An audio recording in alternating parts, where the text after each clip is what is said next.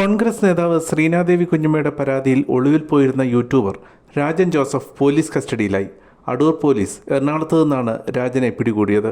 കഴിഞ്ഞ ദിവസം രാത്രി 10:30 അടൂരിൽ നിന്നുള്ള പോലീസ് സംഘം എറണാകുളത്ത് വെച്ച് രാജൻ ജോസഫിനെ കസ്റ്റഡിയിൽ എടുത്തത്.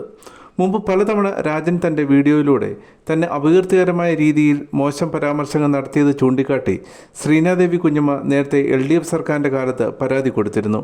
പക്ഷേ അതിൽ നടപടിയുണ്ടായില്ല. കഴിഞ്ഞ ജൂൺ മാസത്തിൽ വീണ്ടും രാജൻ ജോസഫിനെതിരെ പരാതി നൽകിയിരുന്നു. ഈ പരാതിയുടെ അടിസ്ഥാനത്തിലാണ് ഇപ്പോൾ അറസ്റ്റ് നടന്നിട്ടുള്ളത്.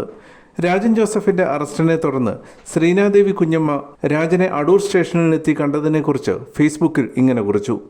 അവിഹിത കഥകൾ സൃഷ്ടിച്ച് വീഡിയോകളാക്കി ദുഷിച്ച നാവിലൂടെ അത് സമൂഹ മാധ്യമങ്ങളിൽ വിറ്റ് വരുമാനം നേടി അതേ വായുകൊണ്ട് ഭക്ഷിച്ചുകൊണ്ടിരുന്ന യൂട്യൂബ് മാലിന്യം രാജൻ അറസ്റ്റിലായി. എന്നെ അറസ്റ്റ് ചെയ്യൂ എന്ന് നിരന്തരം പറഞ്ഞുകൊണ്ടിരുന്ന രാജനെ അടൂർ പോലീസ് ഇന്നലെ വൈകുന്നേരം എറണാകുളത്ത് നിന്ന് അറസ്റ്റ് ചെയ്തു. ഇന്നലെ രാത്രി 10:30 അടൂർ പോലീസ് സ്റ്റേഷനിലെത്തി ഞാൻ ആ മാലിന്യത്തെ നേരിട്ട് കണ്ടു.